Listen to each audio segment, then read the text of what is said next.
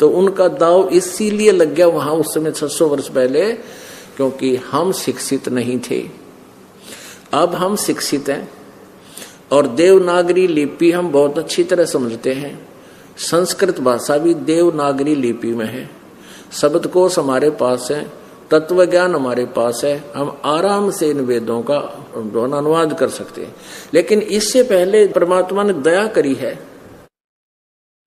कि इन्हीं के द्वारा यथार्थ ज्ञान अनुवाद करवा दिया कुछ एक श्लोकों में, नहीं तो ये इनको मालिक ने इनकी बुद्धि ऑफ कर दी और ये सच्चाई लिख गए। नहीं तो इन्होंने बहुत अड़ंगा कर रखा वेदों के अनुवाद में। जहां परमात्मा प्रत्यक्ष लिखा हुआ कि वो सह शरीर है, वो मानव सदृश शरीर है, उसका पता नहीं क्यों का क्यों अड़ंगा कर दिया। क्योंकि अनुवादकर्ताओं के मस्तिष्क में दानंद छपा हुआ था, दानंद का सत्यार्थ प्रकाश छपा हुआ था कि परमात्मा निराकार है, और वेद साकार बता रहे हैं, फिर भी वो तोते वाली रट लगा रहे हैं परमात्मा निराकार है, वेद निराकार बताते हैं, दानंद निराकार बताता है। महर्षि दानंद निराकार बता सके और तुम भी बता सको हो, क्योंकि बिना प्रमाण के कुछ भी बांटो, कुछ भी हुआ बाई बक्को। लेकिन वेद निराकार नहीं बता रहे, वेद परमात्मा को एक देशीय साकार मनुष्य सदृश बता रहे हैं। ऋग्वेद मंडल नंबर 9 सूक्त नंबर 82 मंत्र 1 में, 2 में और 3 में स्पष्ट किया है। वह परमात्मा जो सबकी उत्पत्ति करने वाला है, सर्व उत्पादक प्रभु, सर्व उत्पादक यानी सबकी सृष्टि करने वाला, रचना करने वाला, उत्पन्न करने वाला परमेश्वर सद्गुणों की वृष्टि करता है, वह पापों का नाश करता है। अंगारी है वो, कबीर अंगारी, अग माने पाप, हरि माने शत्रु, और वह राजा के समान दर्शनीय है, देखने योग्य है, साकार है। और वो परमात्मा बिजली जैसी गति से, अति गतिशील पदार्थ के समान वहां से चलकर श्रेष्ठ पुरुष को, जो दृढ़ भक्त होता है, उसको मिलते हैं। और किस उद्देश्य से मिलते हैं? उनको ज्ञान देता है। ऋग्वेद मंडल नंबर 9 और सूक्त नंबर 96 के मंत्र 16 से लेकर 20-21 तक स्पष्ट किया है कि हे परमात्मा, आपका वो गुप्त नाम कौन सा है, उसका ज्ञान कराइए। आपका वास्तविक रहस्य में वो श्रेष्ठ नाम कौन सा है।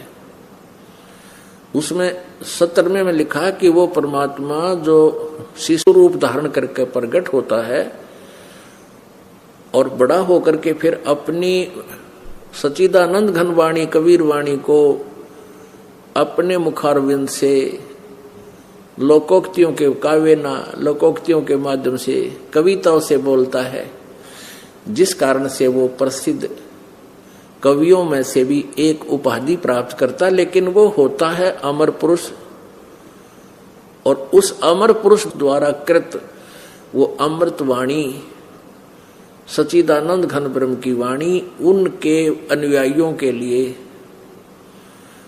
अच्छी आत्माओं के लिए ऋषि मना, ऋषिकृत,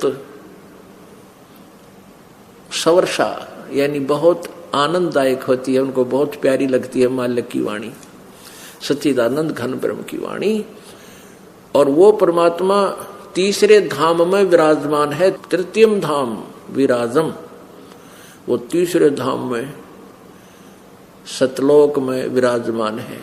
और वो परमात्मा वहां से जब आता है, एक सुंदर अच्छे वस्त्र धारण करके, जैसे व्यक्ति आता है मनुष्य की तरह सुंदर वस्त्र धारण करके, जो अन्य वस्त्र यानी अन्य चोला, अन्य शरीर मनुष्य जैसा धारण करके प्रकट होता है।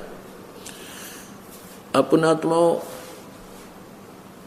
हम परमात्मा की चाह में योगों से लगे हुए हैं, और परमेश्वर कबीर देव जी यानी वो पूर्ण परमात्मा जो हमारा सबका मालिक है, जिसकी हमें चाह है, वो स्वयं आकर के अपना ज्ञान भी हमें देकर जाते हैं, यथार्थ समाधान भी बताते हैं। परंतु इस काल भगवान ब्रह्म के द्वारा भ्रमित ये अज्ञानी ऋषि महर्षि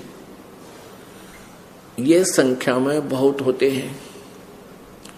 जिस कारण से हम उस परमेश्वर द्वारा दिए गए ज्ञान को पहचान नहीं पाए। अब उस परमेश्वर ने हम पर रजा बख्शी है। इस कलयुग में या बिचली पीढ़ी में आप जी को मनुष्य जन्म दिया है। पुण्यात्माओं, इस मनुष्य जीवन की कति आवश्यकता नहीं। यदि हम इसमें भक्ति नहीं करते, सत साधना हमें प्राप्त नहीं होती, पूर्ण गुरु नहीं मिलते, तो यूजलेस है ये मनुष्य जीवन। इसमें केवल पाप इकट्ठे होते, शुभ नहीं बन पाता। अन्य जो प्राणियों का जीवन है उसमें वो केवल अपना कर्म भोग रहे होते हैं, और हम अपने कर्म भोग के साथ हम अपने कर्म भविष्य के बना भी रहे हैं। संचित कर्म भी हमारे हो रहे हैं, क्रियमान कर्म हमारे हो रहे हैं जो संचित कर्मों में ऐड होंगे। और अन्य प्राणी अपने केवल संचित कर्मों से प्रारब्ध प्राप्त करके भोग रहे हैं। और मनुष्य जीवन में हम जो क्रियमान कर्म जो कर रहे हैं, इनका अकाउंट बनता है और हमारे संचित कर्मों में ये जुड़ते हैं। तो मनुष्य जीवन, यदि हमें सतभक्ति नहीं है तो मनुष्य जीवन की कति आवश्यकता नहीं है। पुण्यात्माओं, हम ज्ञानहीन हैं, तत्व ज्ञानहीन हैं। भले ही मानव ने कंप्यूटर बना लिए, आकाश में विमान भी छोड़ दिए, पर परमात्मा की महिमा को वो 0.01 भी नहीं समझ सकते और ना समझ सके। ठीक है, हमने चाहिए बहुत बड़े उपकरण नजर आते हैं, परंतु इस मनुष्य जीवन का यूं काम नहीं है।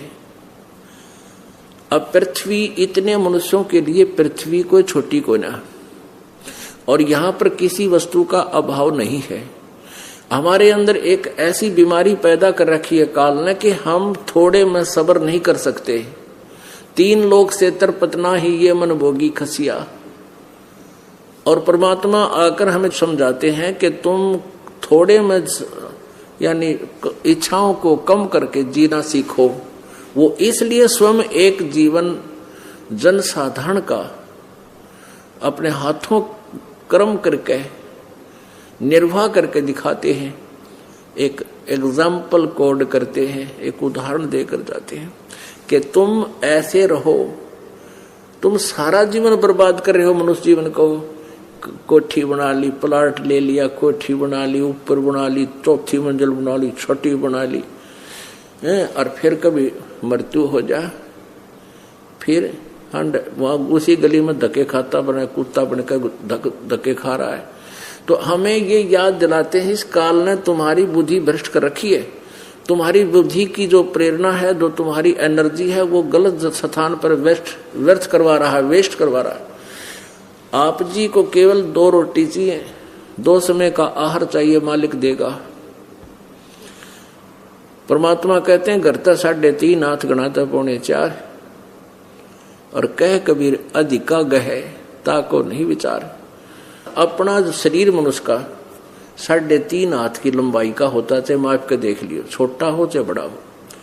अपने ये हाथ इतना बोला जाता है, ये 3.5 हाथ की लंबाई का आपका शरीर है। तो परमात्मा कहते हैं आप चाहे पलंग पर सो लो, चाहे पृथ्वी पर, चाहे तख्त पर, आपको सोने के लिए 1 हाथ तक चौड़ाई अपनी, इससे ज्यादा नहीं होता किसी का, तो अपने हाथ की, और 3.5 हाथ की लंबाई। गरते 3.5 हाथ और गणा 4.25, इससे आगे की आवश्यकता नहीं। कहने का भाव यह है कि एक कमरा, रसोई, लेटरिन, बाथरूम, बरंडा आपको सफिशिएंट है, और ऊपर बना ले उसका गणा कर 1 कमरा बस।